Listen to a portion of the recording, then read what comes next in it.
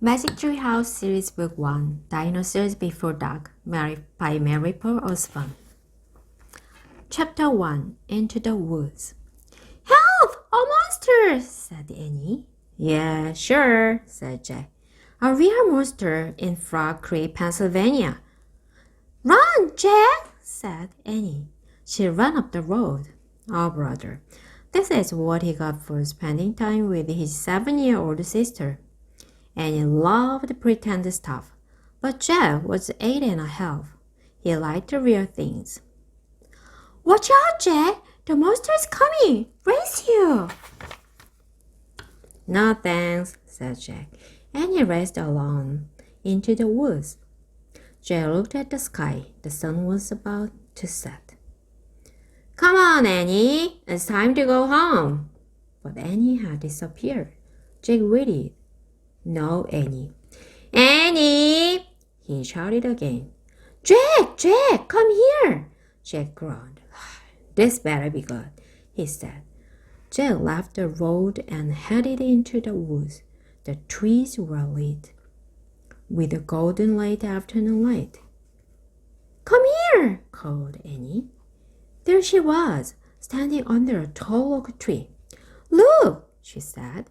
She was pointing at a rope ladder, the longest rope ladder Jack had ever seen. Wow, he whispered. The ladder went all the way up to the top of the tree.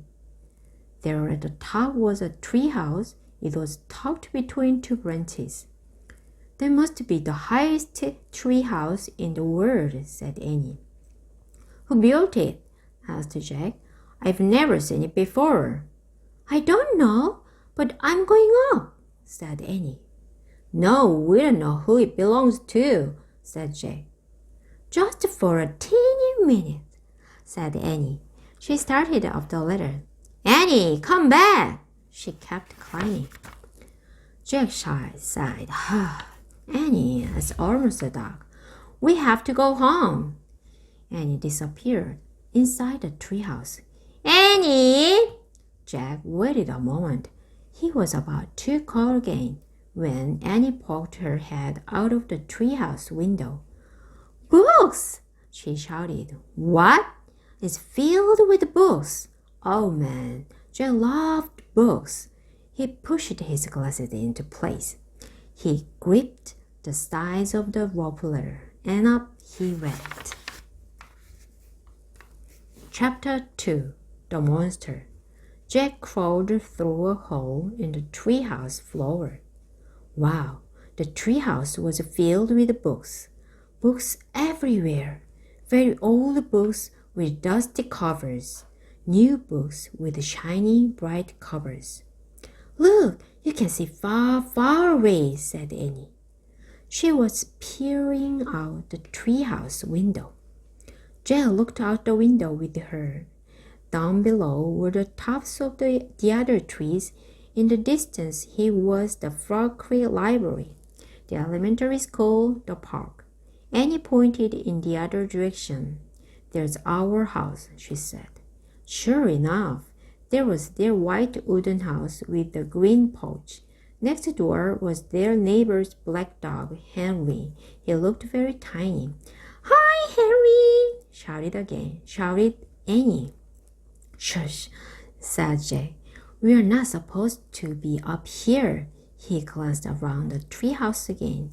I wonder who wants all these books, he said. He noticed the bookmarks were sticking out of many of them. I like this one, said Annie. She held up a book with a castle on the cover. Here's a book about Pennsylvania, said Jack. He turned to the page with the bookmark. Hey, there's a picture of Frog Creek in here, said Jack. It's a picture of these woods. Oh, here's a book for you, said Annie. She held up a book about dinosaurs. A blue silk bookmark was sticking out of it. Let me see it. Jack set down his backpack and grabbed the book from her. You look at that one, and I'll look at the one about castle. said Annie. No, we better not, said Jack. We don't know who these books belong to. But even as he said this, Jack opened the dinosaur book to where the bookmark was. He couldn't help himself. He turned to a picture of an ancient flying reptile, pteranodon. He touched the huge bat-like wings. Wow, whispered Jack. I wish I could see a pteranodon for real.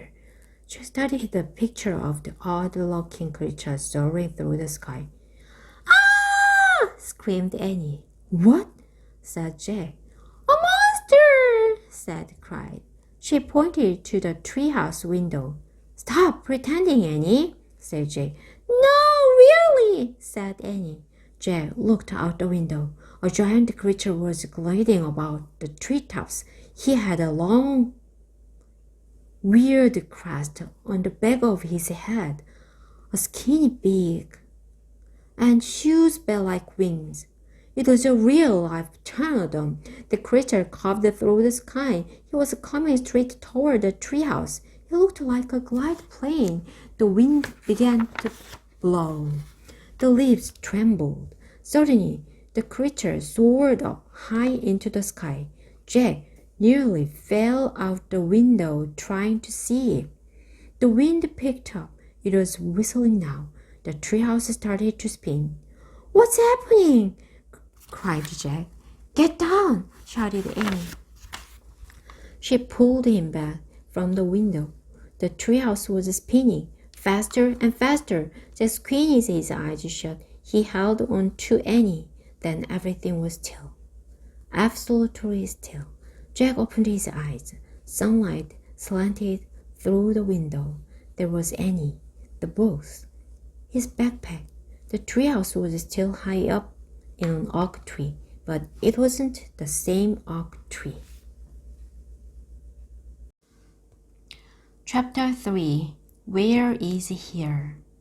Jack looked out the window. He looked down at the picture in the book. He looked back out the window. The world outside and the world in the picture, they were exactly the same. The pteranodon was soaring through the sky.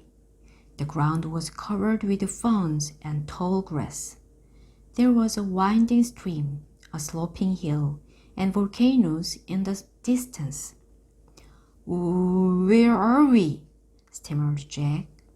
The pteranodon glided down to the base of their tree.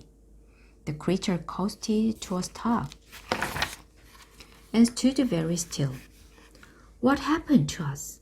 Said Annie. She looked at Jack. He looked at her. I don't know, said Jack. I was looking at the picture in the book. And you said, wow, I wish I could see a pteranodon for real, said Annie. Yeah, and then we saw one in the Frog Creek woods, said Jack. Yeah, and then the wind got loud, and the treehouse started spinning, said Annie. And we landed here, said Jack. And we landed here, said Annie. So that means, said Jack. So that means what? Said Annie. Nothing, said Jack. He shook his head. None of this can be real. Annie looked out the window again. But he's real, she said. He's very real. Jack looked out the window with her. The pteranodon was standing at the base of the oak tree, like a guard.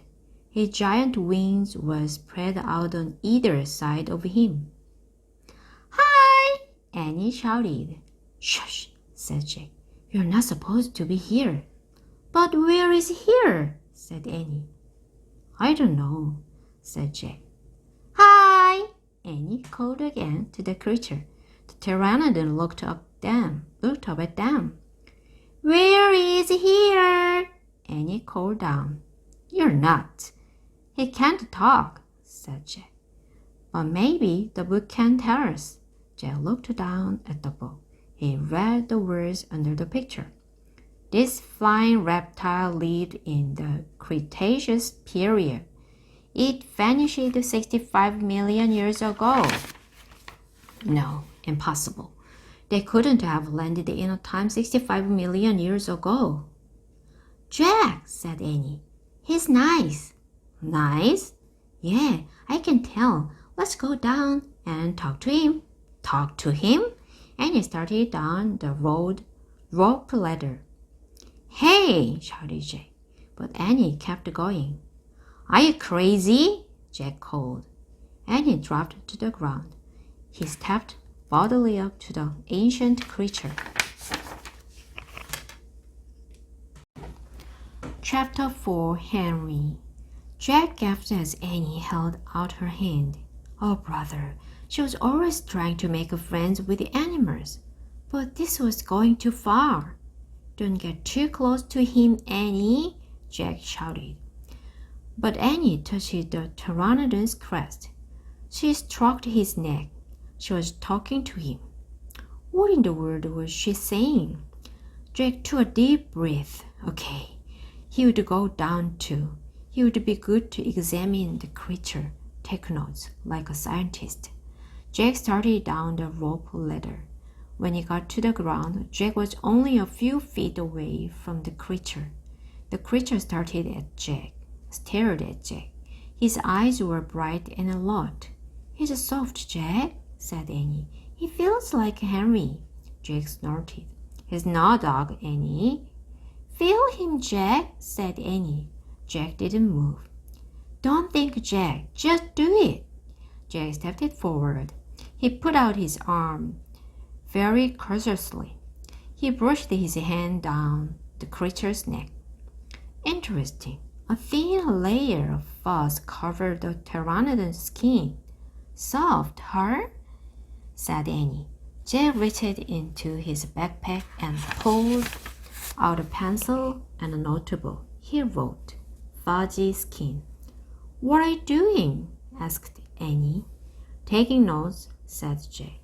We're probably the first people in the whole world to ever see a real live pteranodon. Jack looked at the pteranodon again. The creature had a bony crest on top of his head. The crest was longer than Jack's arm. I wonder how smart he is, Jack said. Very smart, said Annie. Don't count on it, said Jack. His brain's probably no bigger than a bean. No, he's very smart. I can feel it, said Annie. I'm going to call him Henry. Jack wrote in his notebook, small brain. Jack looked at the creature again. Maybe he's a mutant, he said. The creature tilted his head. Annie laughed. He's not a mutant, Jack. Well, what's he doing here then? Where is this place? Said Jack. Annie leaned close to the pteranodon. Do you know where we are, Henry? She asked softly.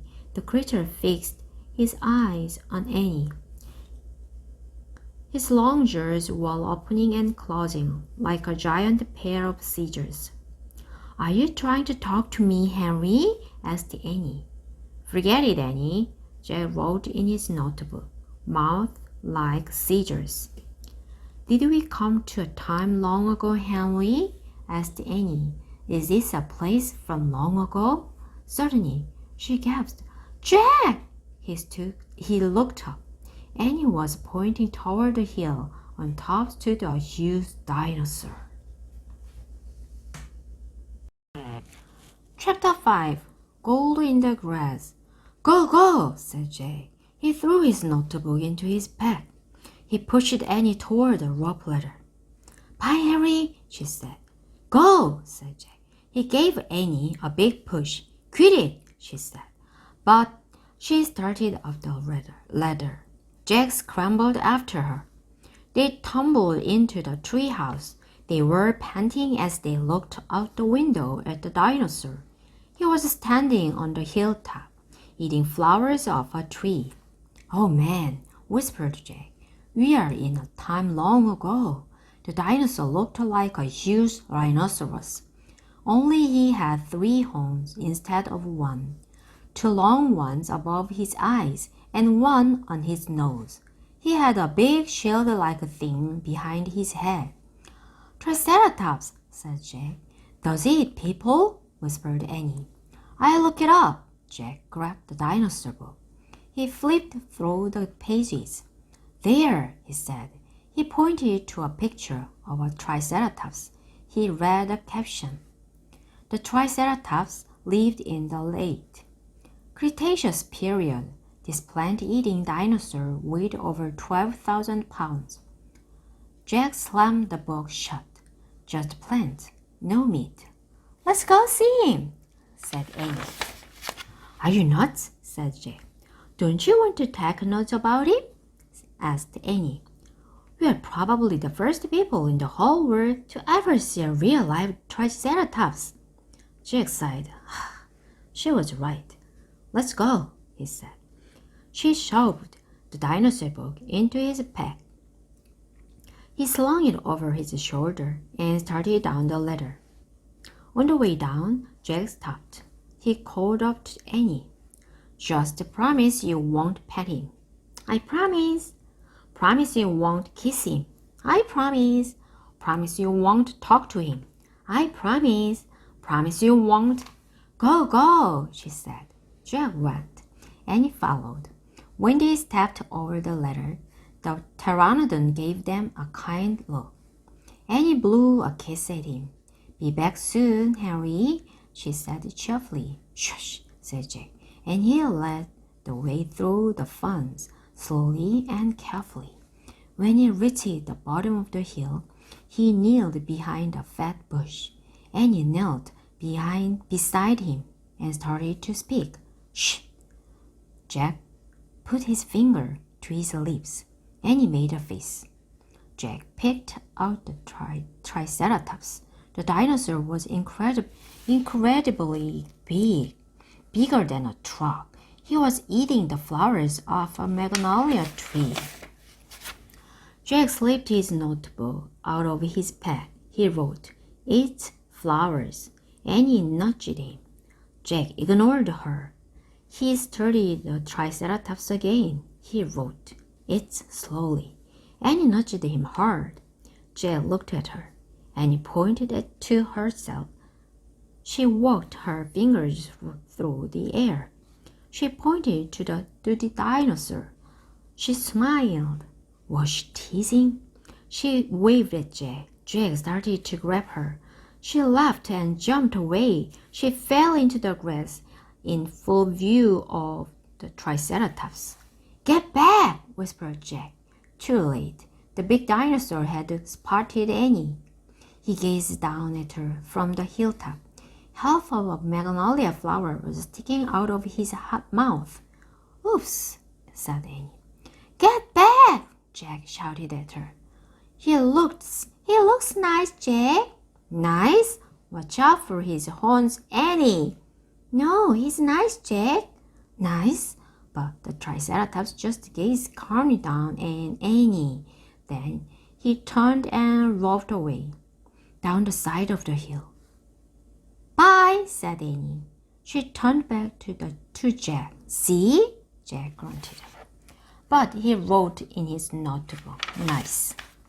Come on, let's look around some more, said Annie. As Jack started after Annie, he saw something glittering in the tall grass. He reached out and picked it up. A medallion, a gold medallion. A letter was engraved on the medallion, a fancy M. Oh man, someone came here before us, Jack said softly.